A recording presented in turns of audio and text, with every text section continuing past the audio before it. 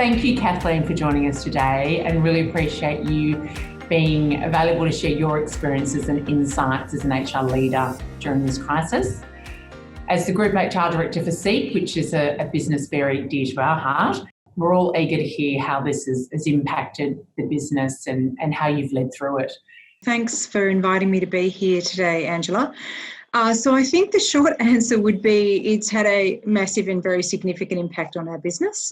Our core business is providing an employment platform for hirers and for candidates, and we also have a number of businesses which enable education through technology. And, so we've seen a very sharp and significant impact to our businesses. We've also had a very significant impact to our workforce.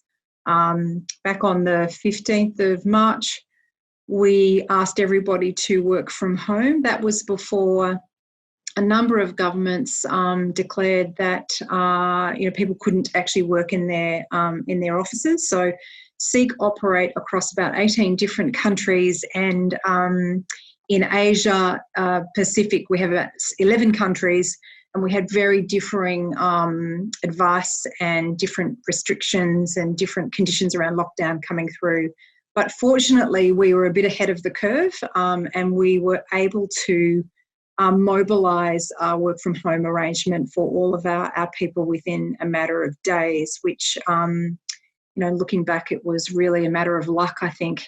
And there's a lot of work effort to get that happening. So we sort of moved from a position of mobilisation with a workforce, getting them and enabling them to work from home. We're now, I think, in a phase of stabilisation. And so, how do we ensure people can be as productive as they can? How do we get teams collaborating well? How do we, guarantee security of our systems as we're using different collaboration tools? And how do we also think about people's personal circumstances, their mental health and well-being, the fact that many of them have, young children that they're trying to help with remote schooling. So there's lots and lots of things to be considering. But I think it'd be fair to say it's had a very swift and pretty significant impact for us. Kathleen, where do you think you've been most stretched as a leader when you reflect on this ordeal? Oh, this is actually hard to answer because everywhere.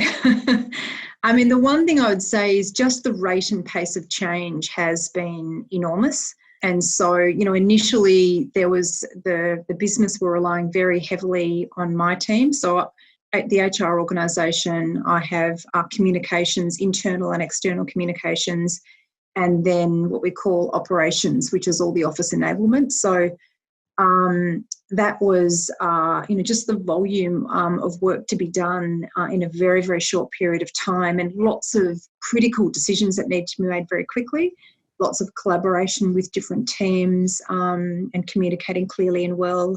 That was really stretching. And then I think just the sheer kind of unpredictability of this situation, and the fact that I know that the word unprecedented has been used a lot, but we really are in a situation where everyone's learning as we go. So it's been an enormous amount of work to do. Plus, we still have a number of BAU activities that we're progressing with, although some of those have changed. I'm really fortunate, and I have a very strong team of HR leaders around me, and that's made all the difference. So HR directors in each of the geographies that we operate in, and they have teams, and we've been coming together, very regularly and working on things in a very joint way, sharing materials and figuring out what the most critical and important work to do is. We're meeting, at the first stage of the pandemic, we're having daily meetings and sometimes having to have meetings twice a day. And so we're running and we're operating as a team. I would say, it was definitely a crisis. And so that does, I think, galvanise the team. It has the ability to galvanise the team. It certainly is the case for the team here at Seek. Due to the nature of the people who work in HR and communications, people want to be really helpful. And so being able to feel like we were able to add value and be productive and be able to provide the right advice at counsel and also be really pragmatic and practical with our work efforts, I think also really helped to galvanise the team and motivate them. We kind of sometimes joke that we're probably seeing and talking to each other now more than ever. And whilst the circumstances aren't great, I think that has been a positive that's come of this. And what about, you mentioned that, HR has been the go-to for many people in the business. What about your fellow execs? What have they really lent on you for? The information around the unfolding of the virus globally, the differing views about how organisations should be responding, how do we guarantee, the health and safety of our people, what should we be communicating, what actions should we be taking, has been really important. And so the whole leadership team has needed to come together and to talk through that. I think the other thing too, when you're in an executive role, people are looking to executive leaders for stability, for a sense of calm, and not necessarily for leaders to have all the answers, but for a sense of confidence that they are working through the answers, and that the answers to the problems we're trying to solve will be really well considered. Our executive leaders have needed to come together and communicate as a team, and they've also needed coaching and advice about how to lead differently and more visibly at a time like this. So have you had to deploy very different solutions depending upon the region? I would say yes and no. So we are operating with a pretty clear set of principles. And the number one principle is that we will always put the health, safety and well-being of people as the number one priority. And that means, not just from the practical aspect of people working together face to face, but also people's mental health and well-being. There's been a lot of anxiety, understandably, around the current situation. So we've certainly had that as an overarching principle in every single country that we've operated in. Where we have had variation, it's been very deliberate, and it's been linked to the status of the situation with the virus and or the government advice, medical advice coming from the government, where it's made sense to have some variations. So in China, for example, which is further advanced in terms of the trajectory of the virus, most people are now able to return to work in an office environment. There are a lot more rigorous conditions associated with that, but there's a lot that we're learning about the fact that they are further along. Hong Kong is another example where we have a small proportion of people who are choosing to come into the office. They have had very few or zero cases of the virus for quite a considerable amount of time now. So again, we have some variation in different geographies, but it's very much linked to the status of what's going on in that country. In the vast majority of all of our locations, we still have everybody working from home. And we are so fortunate, because we are a tech business, that that's possible. People can continue to do their work and be productive and stay connected with their team, and we can run the business despite the fact that we're not bringing people together as they used to work. Seek's always been, quite innovative around the physical environment.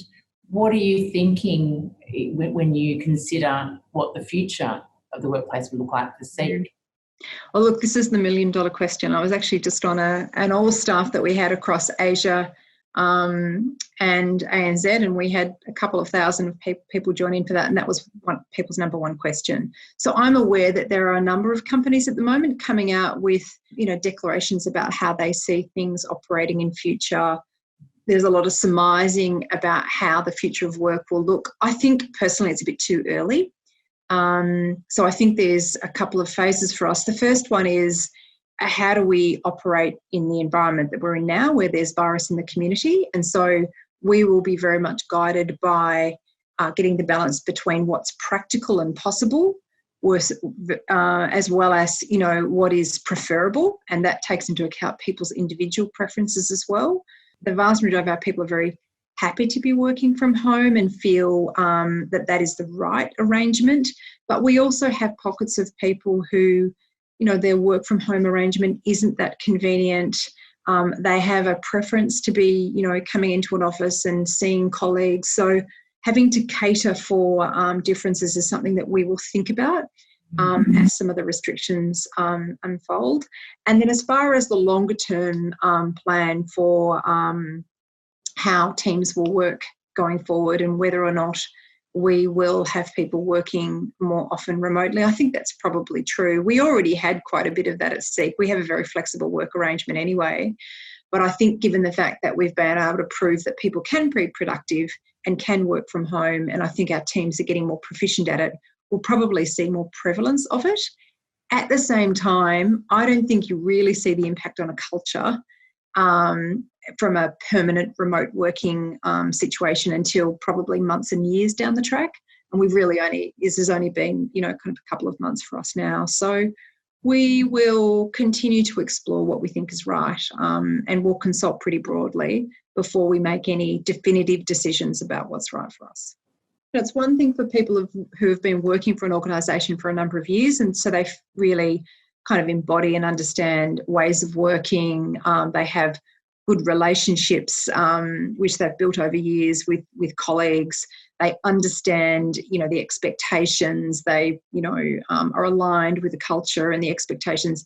It's a whole other thing as you start hiring new people in and they're working remotely, how you kind of engender that and how you promote that. So, there's things that we will definitely be looking at, and I think we'll probably see more remote work, but I'm not sure that we'll ever move to an entire remote work arrangement without any offices. We'll see how things unfold.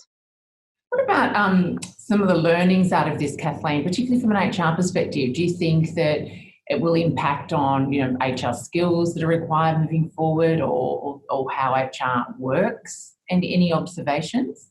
There was an interesting article which came out from The Economist, I think right at the start of the pandemic, which was talking about the role of CHROs and HR directors in their teams and how organisations that had real strength in that area would definitely fare better.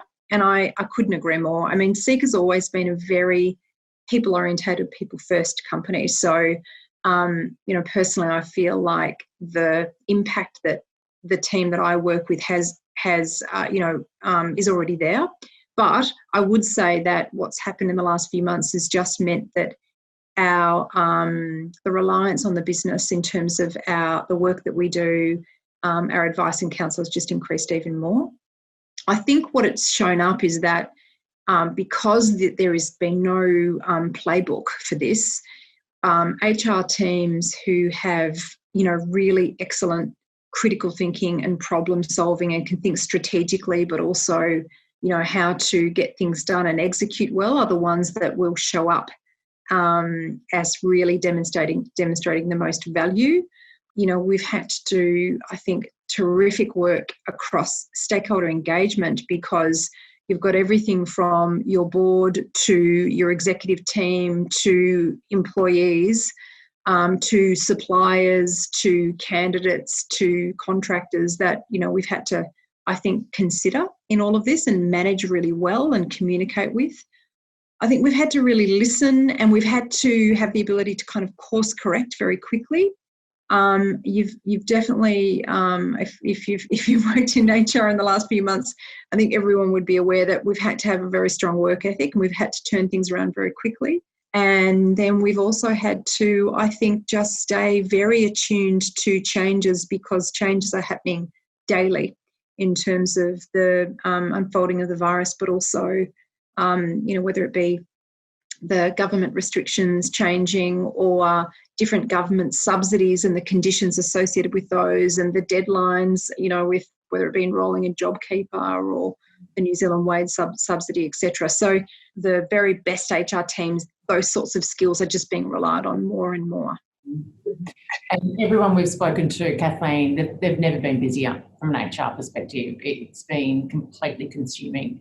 But again, begs the question too around the balance around that. So how do you manage both your own well-being through this as well as your teams?